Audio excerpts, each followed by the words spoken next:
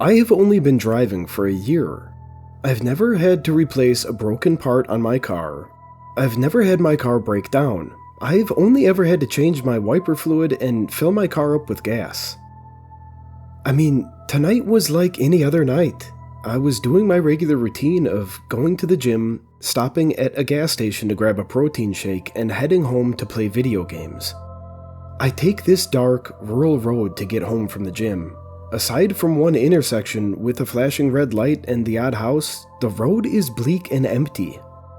I was on my way home listening to music when my car died. It was instant. Everything went dark. I was confused. I thought my engine would at least sputter before the car died. I ended up calling my brother to let him know that I needed a jump, and he said that he'd be here in 10 minutes.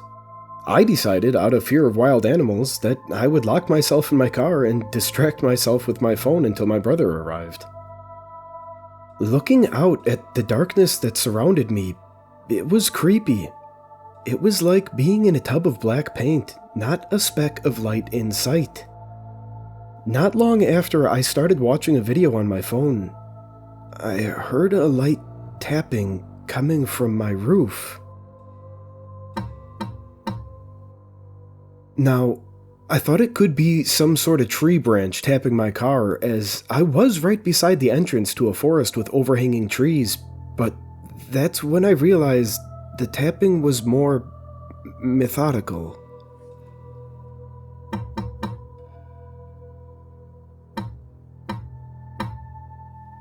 I wondered if maybe an animal had gotten onto my roof, and decided to turn on my phone's flashlight and open my door to check the roof. But sure enough, it was empty. What made me feel uneasy, though, was that none of the trees near my car could reach its roof. I sat back down in my car and decided to call my brother to see where he was. I'm 5 minutes away, man. Stop calling me. I hung up, opened Instagram, and started scrolling. As time went on, I realized it had been 30 minutes since I called him. I decided to call him again, and I got the same answer. I'm 5 minutes away, man. Stop calling me. Before I could even ask anything else, he had hung up. This couldn't be possible. It was 10 minutes from my house to this location, and he'd been driving for nearly 45 minutes. My brother is normally lazy, but he wouldn't lie to me about having left the house when I'm in a situation like this. That's when I heard it again. This time it sounded like it was on the window. And so I scanned the windows and saw nothing. That was until I checked the rearview mirror. A dark figure filled the glass, and shining my phone's flashlight on it revealed its horrible features. Pale skin, milky white eyes, devoid of any color, boasting an ear-to-ear smile. I let out a scream, and that's when it disappeared from my back windshield. I called my brother for a third time and yelled, "Where the fuck are you?" I'm 5 minutes away, man. Stop calling me. And the phone hung up. I realized his expression was the same each time. I decided to call back again, but this time look at my phone. And to my surprise, when I clicked call under my brother's contact name, I realized my phone said, "Call failed." Then I heard it. I'm 5 minutes away, man. Stop calling me. I realized it then. It wasn't coming from my phone, but I was actually hearing it in my ear. I slowly turned around, and that's when I saw it.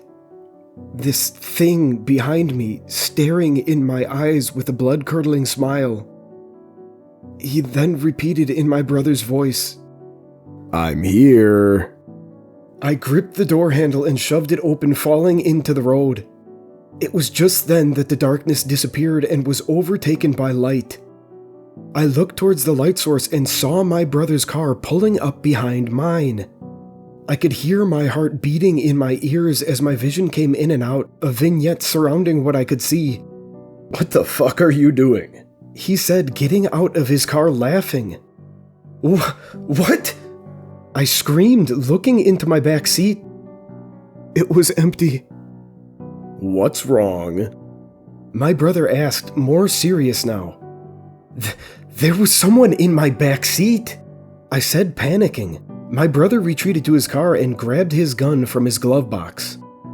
I checked my phone and, to my dismay, it was only 10 minutes after I had called him, and there was only one call in my call history. At the same time, my brother's car turned off. The darkness was coming back. What the fuck?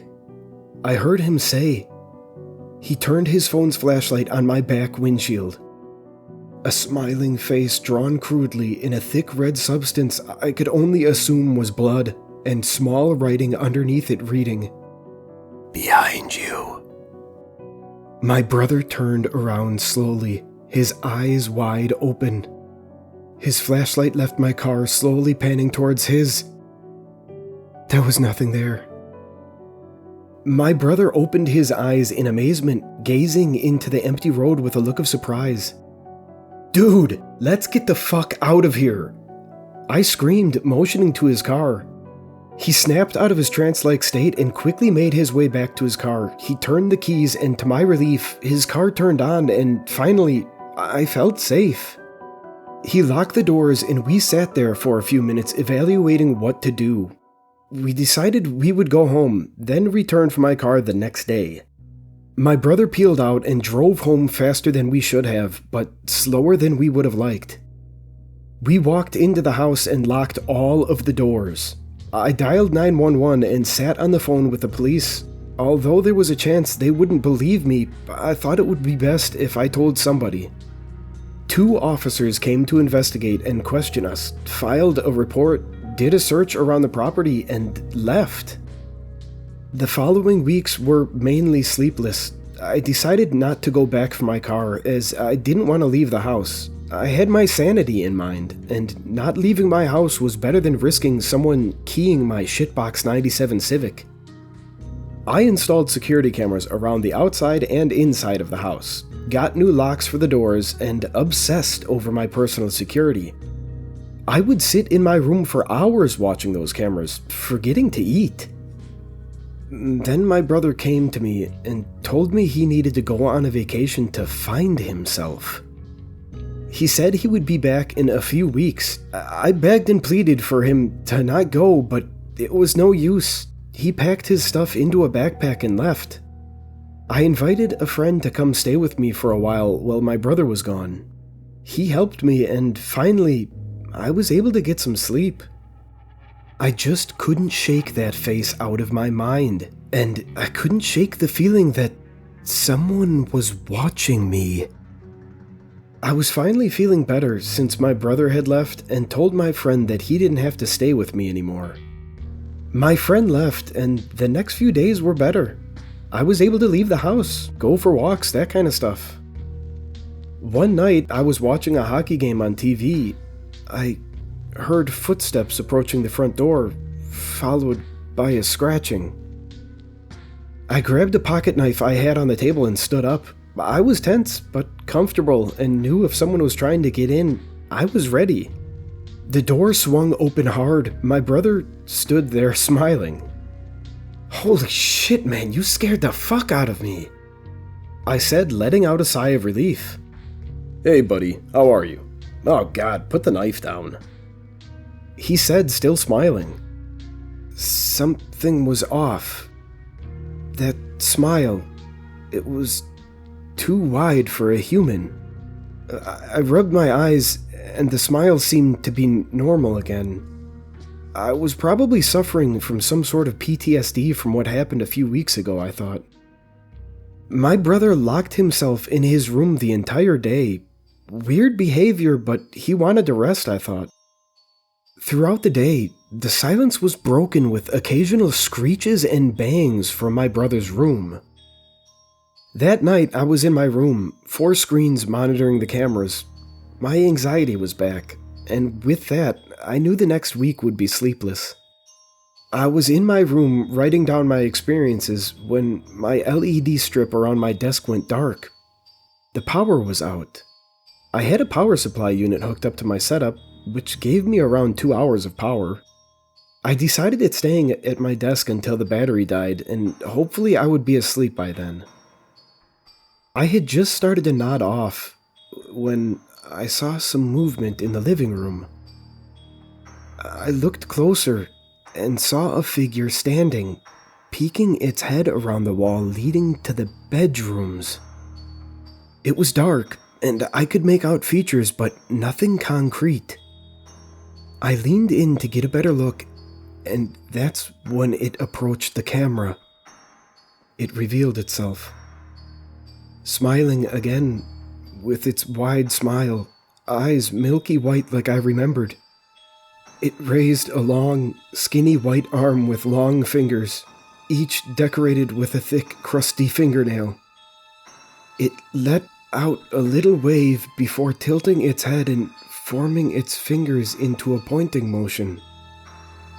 It was motioning behind me. I flipped around to see my bedroom completely empty. When I turned back to the camera, the figure was gone. When I used my peripheral vision to look at one of the monitors, my bedroom's camera showed a tall, white figure standing behind me, waving at the camera with its same smile. My name is Detective Bannock of the Dakota County Police Department. The above text was found when investigating a missing persons case at a rural home in southeastern Minnesota. Tyler Edwards and his brother Liam Edwards were both reported missing by their parents. After searching the house, there was no sign of forced entrance. The computers were left on. A notepad was left open on the desktop containing the above text, whilst the cameras remained filming.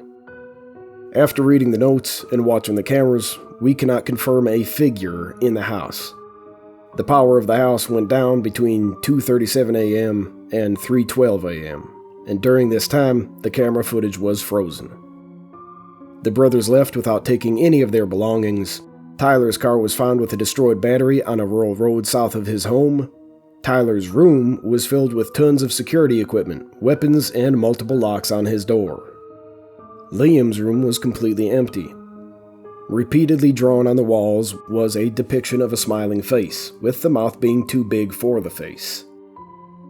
If you have any information on the brothers' whereabouts, please contact the Dakota County Police Department non-emergency line.